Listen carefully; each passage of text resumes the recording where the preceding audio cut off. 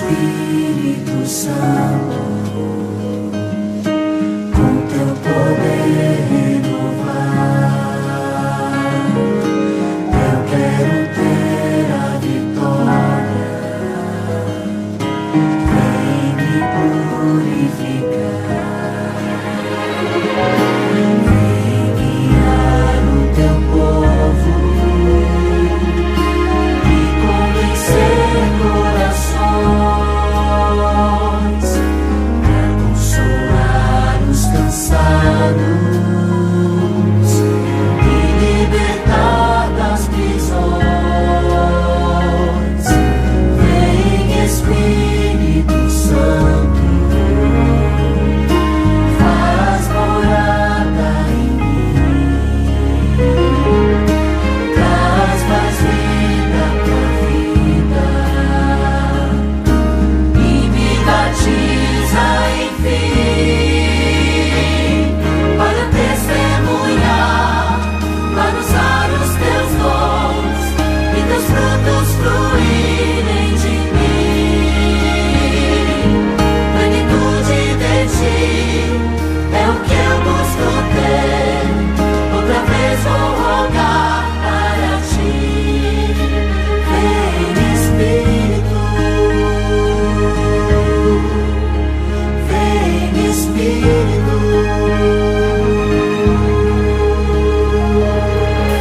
vem Espírito Santo, com teu poder renovar. Eu quero ter a vitória. Vem me purificar.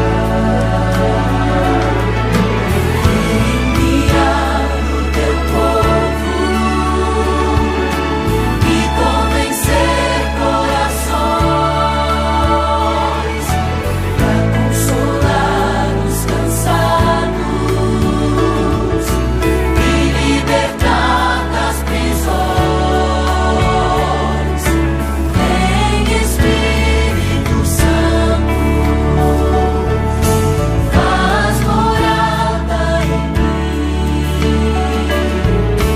traz mais vida pra vida e me batiza, enfim,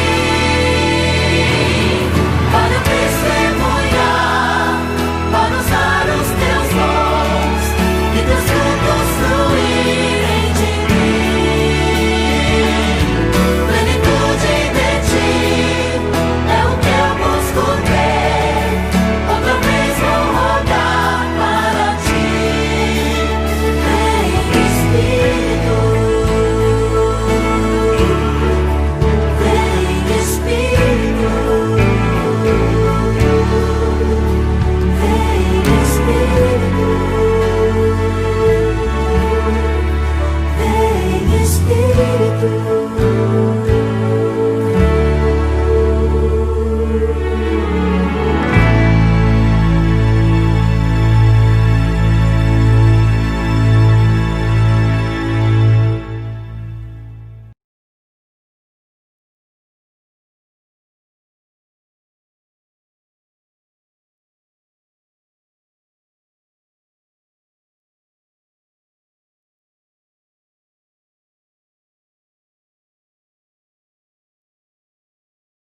Espírito Santo tem o poder necessário.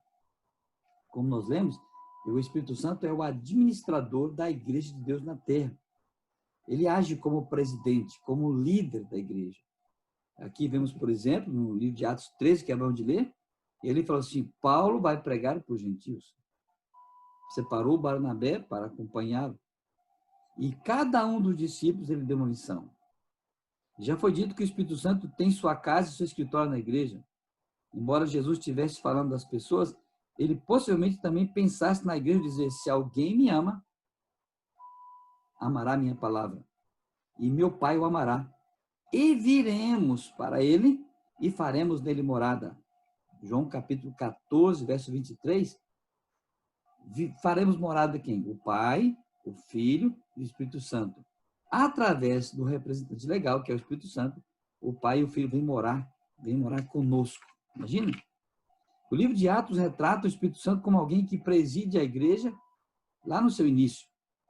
Por isso indicou à igreja o que fazer em muitas das situações. A isso se referia Paulo ao dizer a Timóteo: não te faças negligente com o dom que há em ti. 1 Timóteo 4, verso 14.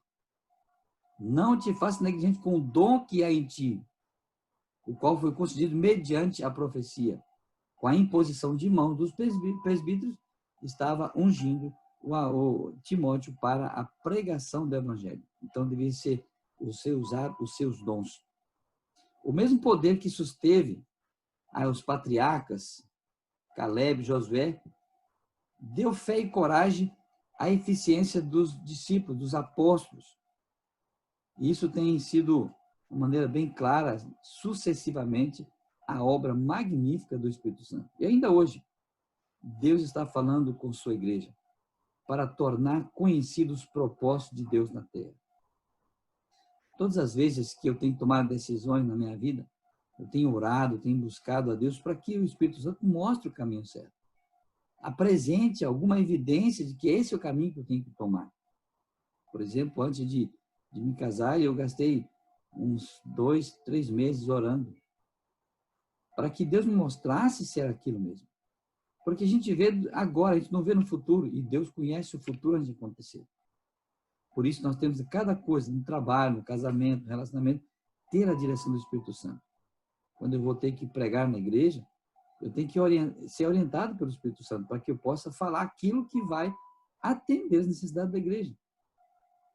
Lucas, por exemplo, o livro de Lucas menciona 57 vezes o Espírito Santo, ali no livro de Atos, ele relaciona cuidadosamente cada decisão importante daquela igreja pequena e nova que estava começando com a obra do Espírito Santo.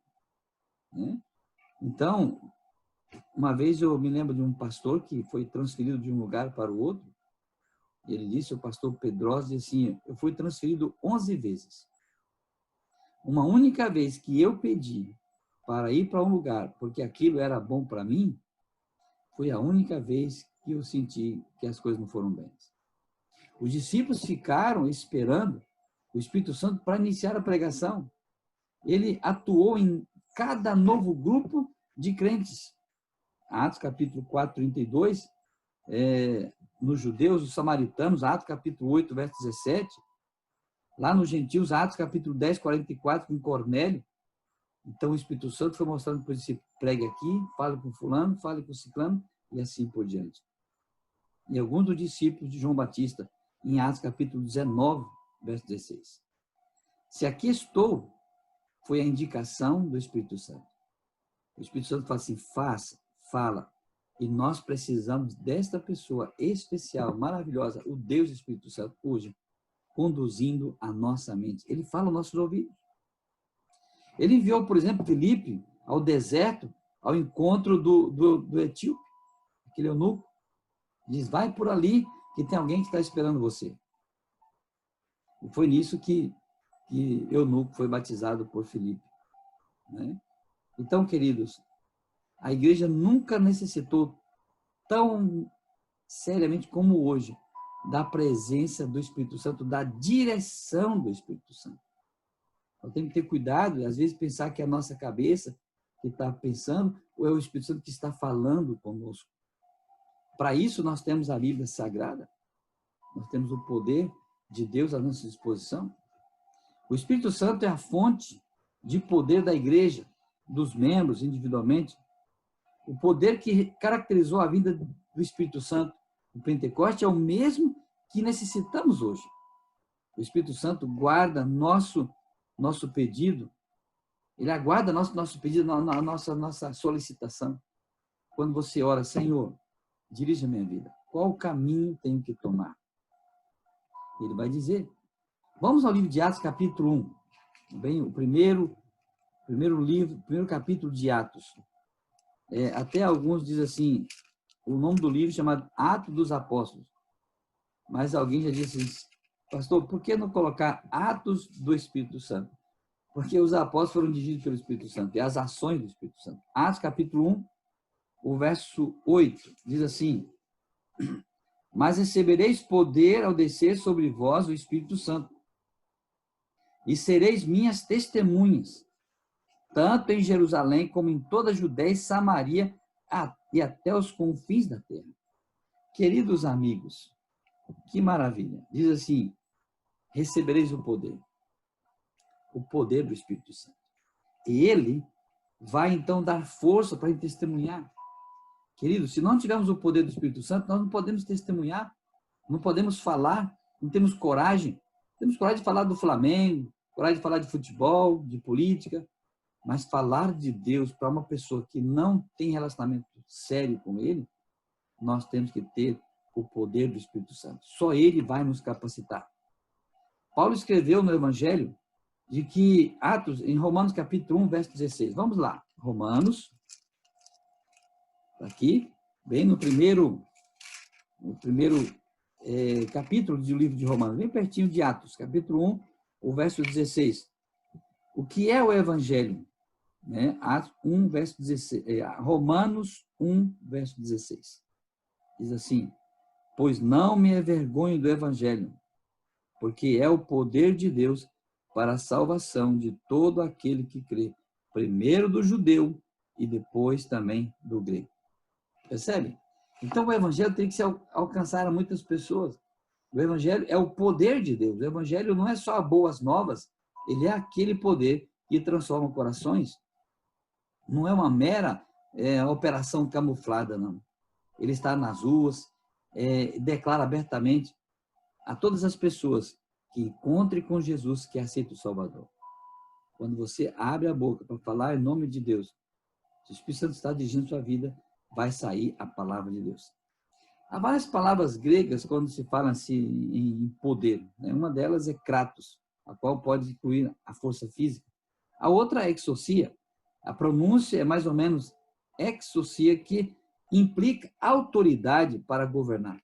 Essa palavra foi usada na frase de Jesus, quando diz, toda autoridade me foi dada no céu e na terra. E quando Atos capítulo 1, verso 8, que lemos agora, recebereis poder, a palavra, esse poder quer dizer dinamis, aí vem daquela palavra dinamite, né? Explosivo. Então, quando o Espírito Santo vem e atua na vida da pessoa, ele é uma força dinâmica, por isso que é o nome dinamite, dinâmica, que nos leva a uma ação, o que precisamos hoje. Então, queridos, a tradução das escrituras hebraicas utiliza muitas vezes a palavra dinamis, várias vezes. Os adoradores de Israel no passado usavam a palavra dinamis, para mostrar que o poder de Deus, quando atua na nossa vida, ele é dinâmico, ele muda a nossa vida. Não é só falar em línguas, como alguns falam, eu vou falar em línguas. Então, isso não muda a vida de um ser humano. Mas o poder para obedecer, para respeitar, o poder para pregar, esse é o poder do Espírito Santo. Repetidamente, os discípulos foram cheios do Espírito Santo para realizar aquilo que jamais poderia realizar sem o Espírito Santo, não seria, em condições normais não seria. Agora imagina, o cristianismo estava começando. Ninguém conhecia Jesus tão bem. Ouviam notícias, ouviam coisas. Agora, pregar que a nossa religião agora tem a obra do Espírito Santo, tem a obra salvadora e mediadora de Cristo, teria que ter poder. A igreja atualmente necessita desse poder. E sabe como é que acontece esse poder? É uma experiência pessoal. Não é uma coisa só coletiva, com todo mundo. Não. Individualmente. Deus quer falar comigo e com você. Sabe? Ele quer transformar a nossa vida. Ele quer expandir sua missão. Então, você é o missionário. Mas sem o dinamis, sem o poder, você e eu não conseguimos falar. Não tem coragem. Muitas coisas que eu já fiz na pregação do Evangelho, que eu dizia, só Deus tinha que fazer na minha vida. Porque eu não teria coragem de fazer. Olhando para a minha caminhada atrás, ir para o colégio, fazer teologia, com a família já, com as filhas. Se não fosse o poder de Deus, eu não teria ido. É muito pesado. Pregar em alguns lugares que eu já preguei, se não fosse o poder de Deus, eu não teria condições. Vamos aqui, João capítulo 16.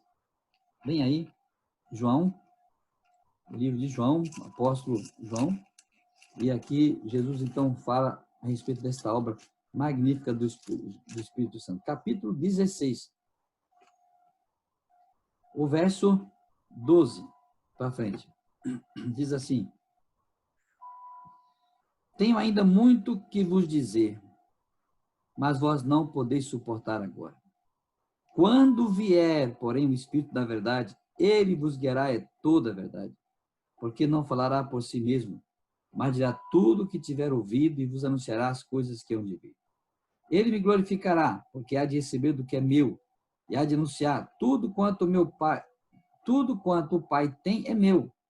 Por isso eu vos disse que há de receber do que é meu e vou lá de anunciar. Então, nós encontramos aqui que o Espírito Santo é o mestre, é o líder que Deus colocou aqui na terra. Além de ser o líder, é a fonte do poder, o Espírito Santo é também o principal mestre que ensina. E diz, João 14, 26, é o Consolador. Jesus é o Consolador. Quando Jesus diz assim, vinde a mim, né? Eu vou te receber de braços abertos. Quantas vezes Jesus foi o Consolador das pessoas pobres, fracas, desanimadas, abatidas. E diz, eu vou, mas eu vou enviar outro Consolador, que o Espírito Santo também é o nosso Consolador. Ele nos anima, ele nos fortalece. Essa tarefa de ensinar é tão dinâmica quanto foi a experiência no Pentecoste. Deus pode ensinar-nos mais em um momento pelo seu Espírito do que podemos aprender com os grandes homens da terra. Sabe? Ele dá uma nova compreensão, ele instrui a respeito do que há de vir, ele glorifica a Deus, ajuda-nos a compreender as coisas de Deus. Traz conhecimento, a fonte divina, e partilha conosco. O Espírito Santo ilumina, queridos. Ilumina nossa mente de duas maneiras. Ao estudarmos as Escrituras, porque foi ele que inspirou as Escrituras, ele nos ilumina. Através do ensino apresentado pelos membros da igreja, pessoas que estudaram a Bíblia e que agora pregam, Deus também nos ilumina por aí. Paulo disse que ele foi escolhido, né, para esses ministérios e que foi lhe dito para procurar certo tipo de ouvintes, os não-judeus. Paulo diz assim, os judeus que vão cuidar aqui vai ser os outros discípulos, agora você vai cuidar dos não-judeus. Isso foi maravilhoso.